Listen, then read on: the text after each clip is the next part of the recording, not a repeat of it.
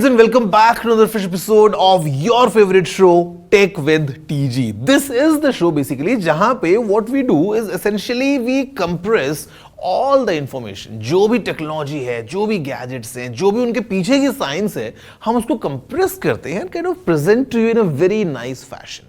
अभी 60 एपिसोड से ज्यादा टाइम हो गया एंड इतनी ज़्यादा आदत हो गई है ना ऑफ कंप्रेसिंग थिंग्स कि हमने हमारी आदत को ही एक एपिसोड बना दिया है.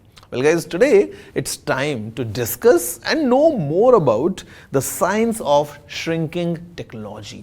कैसे टेक छोटा होता जा रहा है over the years and how amazing it gets as we look into the future as well. बहुत मजा आने वाला है, तो अपना आसपास ध्यान घुमाते हुए look at the smallest piece of tech that you can find around you. मेरा नाम है गौरव, you are watching Tech with TG. तो जल्दी से आगे बढ़ते हैं, चलिए शुरू करते हैं.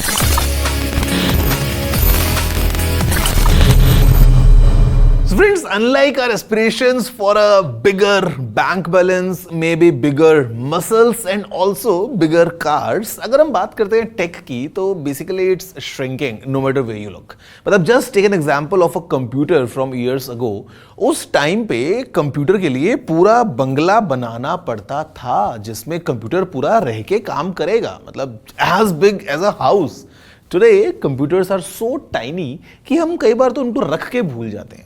मोबाइल फोन्स की बात कर लेते हैं तो the old mobile phones were so big and so heavy कि शायद आपको 2 हाथों से उसको यूज करना पड़े और शायद ज्यादा लंबा आप यूज भी ना कर पाओ. बट टुडे 2 हाथ नहीं चाहिए, इनफैक्ट आप एक पॉकेट में 2 फोन्स कैरी करते हो बड़े कंफर्टेबल तरीके से. हाँ okay, I get the idea कि छोटे वाले फोन्स जो हैं, small screen phones, basically they are dying. Then again it comes to the fact कि maybe people prefer phones with bigger screens for media consumption. But in a nutshell अगर आप देखोगे ना तो आपके फोन्स भी काफी श्रिंक हो गए हैं, काफी स्लीक हो रहे हैं with each generation coming up. ये काफी इंटरेस्टिंग है. Our journey from when we started developing these new modern marvels, वहां से लेके आज तक इट्स बीन क्वाइट फैसिनेटिंग. मतलब मेरा कई बार इतना मन करता है कि let's say we are able to develop a time machine और हम जाएं 1950s में और देखें वहाँ के कंप्यूटर्स, या फिर 1950s का कोई आदमी अगर आज आके आज की दुनिया देखे तो आई एम श्योर दिल be a state of shock from both the sides. I mean just compare the size of computers. ठीक है, फंक्शनैलिटी या फीचर्स को अगर हम इग्नोर कर दें, just looking at the size of 2 items from years apart, it's a night and day. आप पुराने कैमरास को देखो, आज के कैमरास को देखो, पुराने जो हैं सुपर कंप्यूटर्स को देखो, आज के सुपर कंप्यूटर्स को देखो, पुराने टीवीज को देखो, आज के टीवीज को देखो. I mean, things are completely transforming. अब आपको लग रहा होगा कि हम ऐसा क्यों कर रहे हैं? What's the reason behind investing so much into developing these small electronics? Well, इसके 2 obvious answers हैं. गैजेट्स और टेक्नोलॉजी के श्रिंकिंग यानी मिनिचराइजेशन के काफी बेनिफिट्स हैं. दुनिया का पहला मोबाइल फोन कॉल एक डायनाटैक 8000X फोन पे हुआ था. फॉर कॉन्टेक्स्ट, ये फोन 1.1 किलोग्राम्स का था एंड वाज रफली 9 inches tall. Compare this to Samsung's flagship phone, which weighs 239 grams only and it is just 12.1 mm thin. And yes, हम Galaxy Z Fold 6 की बात कर रहे हैं. In fact, it's only 5.6 mm thin when it is unfolded. From a phone that required 2 hands to a phone that folds into 2 slabs on top of each other and yet आपकी pocket में fit हो जाता है. This is just one example of what the miniaturization of tech has helped achieve. Portability and convenience. छोटे gadgets technology को accessible बनाते हैं. ये इनकी फंक्शनैलिटीज को हमारे एवरीडे लाइफ में इंडिस्पेंसिबल बना देते हैं.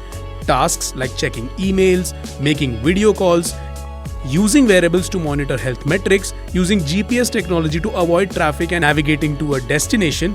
ये सब इसीलिए पॉसिबल हो पाया है क्योंकि ये सारी टेक्नोलॉजीज मिनिएचराइज हो गई हैं.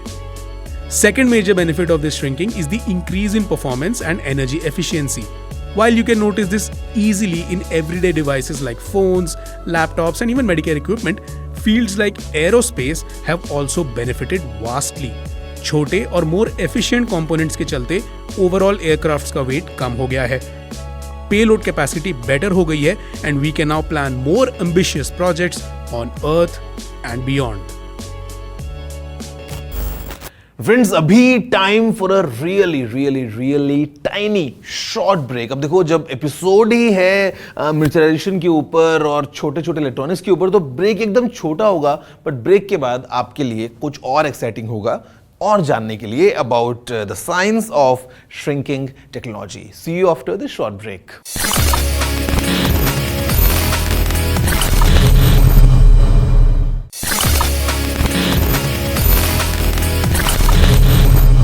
Hello friends, welcome back after the break to your favorite show of technology, Tech with TG, जहां पे मेरा नाम है गौरव aka technical Guruji, but you can call me TG for a fact, क्योंकि हम छोटा जो है इलेक्ट्रॉनिक्स को करते जा रहे हैं तो वाई नॉट नाम को छोटा करते हैं। I mean short forms are anyway good, easy recognisable by me, you know, very easily. TG बोलोगे मैं आपकी तरफ देख के आपसे बात करूंगा। सो बेसिकली अभी ब्रेक से पहले अगर हमने बात किया छोटे छोटे इलेक्ट्रॉनिक्स के बारे में, छोटी छोटी टेक्नोलॉजीज के बारे में, हमने देखा how is the timeline been of the development of these gadgets from this big to maybe this small. At the same time हमने इसके कुछ obvious benefits के बारे में भी जाना, but now it's time to go a bit deep and talk to an expert to know more about this topic. Hi guys, I'm Hardik Singh. I'm the ASUS APAC TPR, which is technical PR for you people. बहुत ही छोटे और जटिल चीजें हैं ये transistors, but इसका start बहुत अच्छी जगह से हुआ था, जहाँ पे इसमें जो ट्रांजिस्टर्स हैं वो एक 1950s और 1960s में इनकी खोज आई थी, तब से इनका मॉडर्नाइजेशन शुरू हुआ है। मेन चीज़ जो इन कंप्यूटर्स के साथ या इन ट्रांजिस्टर्स के साथ है कि इन ट्रांजिस्टर्स की वजह से ही आजकल की सारी टेक्नोलॉजी चलती है, चाहे वो आपके लैपटॉप्स हों, आपके पीसीज हों, फोन्स हों, यहाँ तक कि आपके LCD जिस पे आप ये पिक्चर या ये वीडियो देख पा रहे होंगे, वो सब कुछ ट्रांजिस्टर्स पे चलता है। इन द अर्ली 1950s जब we started with computers, the early computers, they were size of a room, एकदम रूम के बराबर जितने बड़े होते थे, और उसमें जो वैक्यूम ट्यूब्स होती थी जिनमें हम डेटा स्टोर करते थे, वो ऑलमोस्ट लाइक 4-4 फीट के, 2-2 फीट के, 3-3 फीट के होते थे, बहुत बड़े होते थे, बहुत भारी होते थे, huge, and they required a ton of electricity. They used to produce a lot of heat as well. तो इस सब के चलते they were very inefficient, और उनमें काम बहुत थोड़ा सा ही हो पाता था. They were never very powerful. They were never very efficient. But slowly we developed technologies of semiconductors, which are basically halfway through. तो आपके पास कंडक्टर्स होते हैं, जैसे कि मेटल्स, आप सुन रहे, आपने सबने मेटल जानते हैं, आप सब जानते होंगे मेटल कंडक्टर होता है, और एक नॉन कंडक्टिंग, जैसे लकड़ी इज नॉन कंडक्टिंग, वैसे ही सेमी कंडक्टर्स मटेरियल होते हैं जो कुछ इलेक्ट्रिसिटी पास करते हैं और कुछ इलेक्ट्रिसिटी रोक लेते हैं। जैसे 70s 80s में सेमी कंडक्टर आए तो आपके चिप इतने बड़े बड़े हो गए। आपने अगर पुराने ट्रांजिस्टर्स देखे होंगे तो पुराने ट्रांजिस्टर्स में बड़े बड़े चिप होते हैं, उनको ऐसे लगाते थे, वैसे ऐसा कीड़े जैसे देखते थे, बड़े बड़े कैपेसिटर्स होते थे।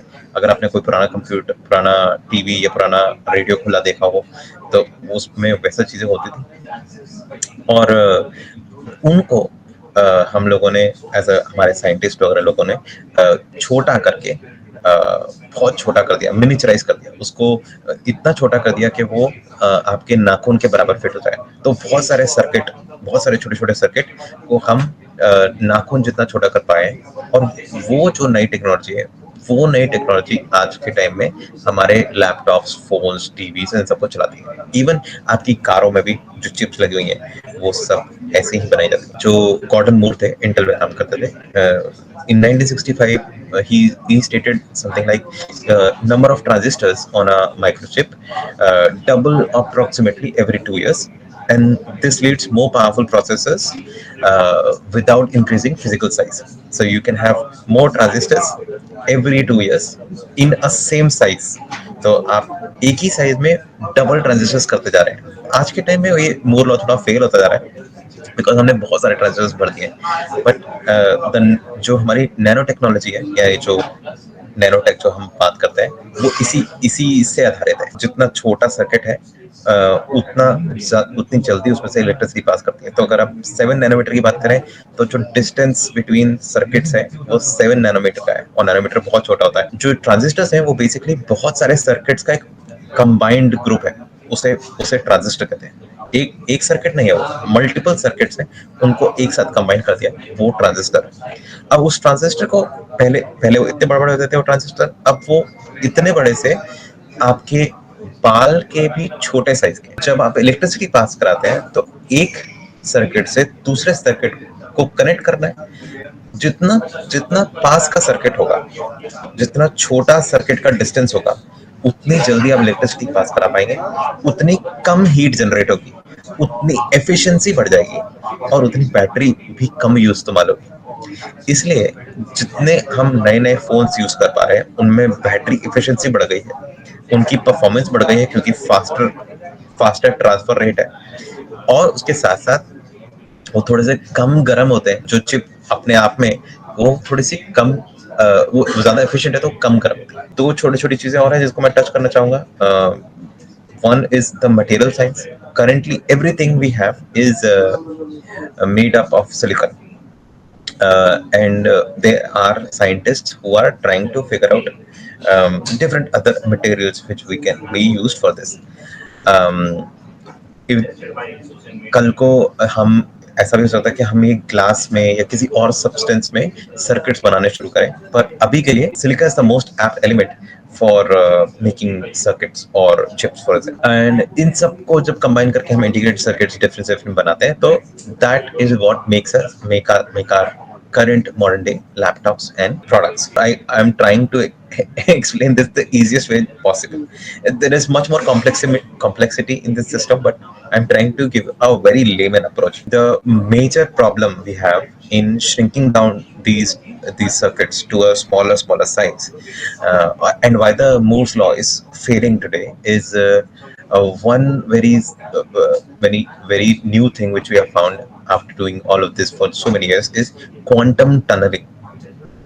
Now, quantum tunneling is an effect where the circuits are so small that the electron, because electricity is made up of electrons, it actually, instead of passing from one circuit to another, like this circuit, these circuits should connect, right? Instead of passing from here to here, it just jumps off. It just leaves the entire system altogether. And this means that this electron, which should have been powered, connected here, is now going to a different circuit altogether, giving you a false or a error in the application. और quantum tunneling में एक और जो चीज हो गई है, because we are looking at a very new age problem, तो उसकी वजह से हम लोग अभी के लिए बहुत धीमे बढ़ रहे हैं आगे। हम पहले बहुत जल्दी बढ़ रहे थे इन सर्किट्स। हम हर साल थोड़े ऑलमोस्ट हाफ साइज सर्किट कर रहे थे, and currently we are at 3 nanometers.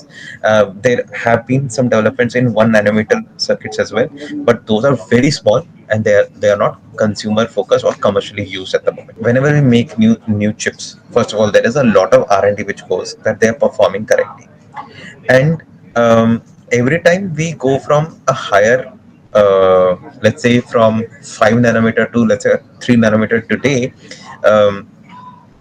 the chipsets are actually made smaller, but the thing is they're in the same space as before, giving them enough space to breathe, as in to have some dissipation of heat, so that they can dissipate heat easily.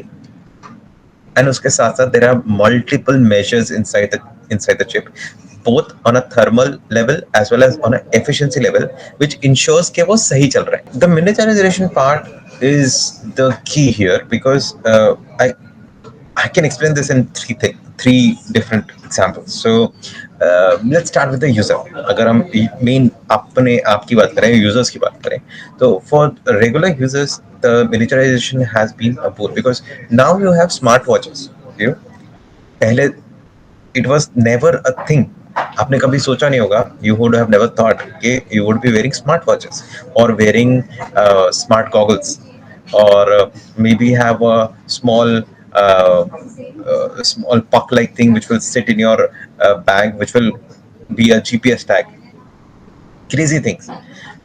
This was not possible before. अगर हम इसे business perspective से देखें, from business perspective, it's now become slightly difficult to make the products, but at the same time, the products can go in different variations. You have chips which are not just powering your phones, your laptops, and TVs. There are chips. They are powering your Wi-Fi washing machine or a Wi-Fi microwave oven. And finally, last part which I want to discuss is the environment, because all of these things we talked about, all of these things, they require a lot of materials to make, and it is at some level more environment friendly because the transistors are getting smaller. The productions is much more tighter. It does not waste as many those metals. So all of that combined is only going to help the ecosystem. All this technology in future will bring everybody a little more closer, because आप जो देख पा रहे हैं, या basically हम just देख पा रहे हैं, there is a whole generation of people जिन्होंने पहले कभी लैपटॉप नहीं लिया है या पहले कभी स्मार्टफोन नहीं खरीदा, और वो पहली बार स्मार्टफोन या पहली बार लैपटॉप खरीद पा रहे हैं. All this has solved the digital divide in a way that more penetration is going through, more people are buying these laptops, and more digital India stuff is happening. But that is for now. Like that is something which we are happy doing right now, and it is happening. But in the future, it might be even more. If you consider what all being done today and what all can be done 50 or 100 years from now, it will be a complete shift of how technology will be working. Currently, we are already talking about a technology called embedded technology.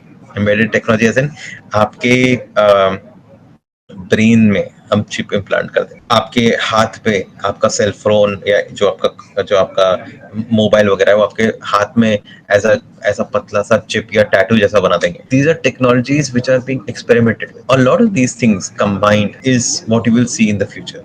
Like you will see computing at a molecular level, where smaller structures which are smaller, like for example DNA, you will see computers at the size of a DNA in your bloodstream working and trying to take away that bad cell which is there. It is science fiction.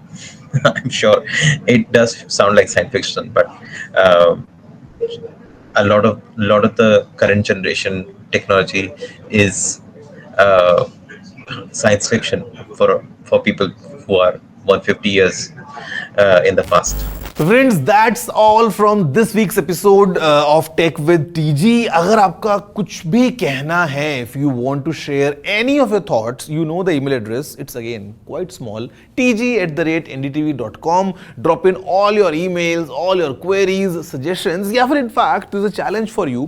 अगर आपको लगता है कि there is a piece of tech जो size में बड़ा हुआ है and उसका साइज बढ़ने से कुछ हमको फायदा मिला है, let me know, drop your emails, और मैं आपसे मिलने वाला हूं नेक्स्ट एपिसोड में with some more fun, some more tech. थोड़ा सा और जानेंगे बिहाइंड द सीन्स जाते हुए किसी और इंटरेस्टिंग फील्ड के बारे में. बड़ा मजा आने वाला है.